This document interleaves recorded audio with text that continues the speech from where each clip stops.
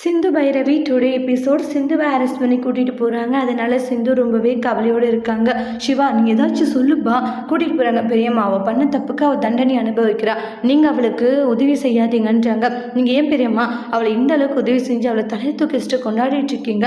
அவள் பண்ணுறது கொஞ்சம் கூட சரியில்லை. ஆனால் உங்களுக்கு மட்டும் ஏன் அது புரியவே மாட்டேங்குது அப்படின்ட்டுலாம் சொல்லிட்டு பயங்கர ஆர்கியூமெண்ட் பண்ணிக்கிட்டு இருக்காங்க.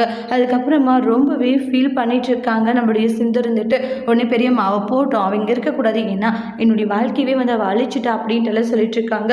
சிவா அப்படின்றாங்க பெரியம்மா, என்னுடைய முடிவில் எந்த ஒரு மாற்றமும் இல்லை அப்படின்றாங்க. அப்புறம் சிந்துவை அரெஸ்ட் பண்ணி கூட்டிகிட்டு போவாங்க. சிந்து பார்த்தீங்கன்னா போகும்போது ரொம்ப ஃபீல் பண்ணி கதறி அழுதுட்டு இருக்காங்க.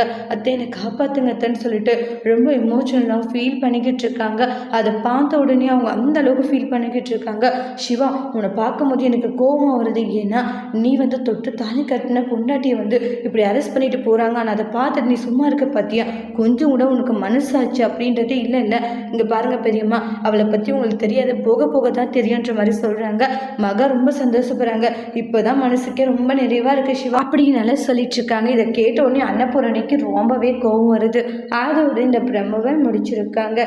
இனி வரக்கூடிய எபிசோடில் என்ன மாதிரி ஒரு டோஸ்ட் வர போதுன்ட்டு வெயிட் பண்ணி பார்க்கலாம். தேங்க்யூ.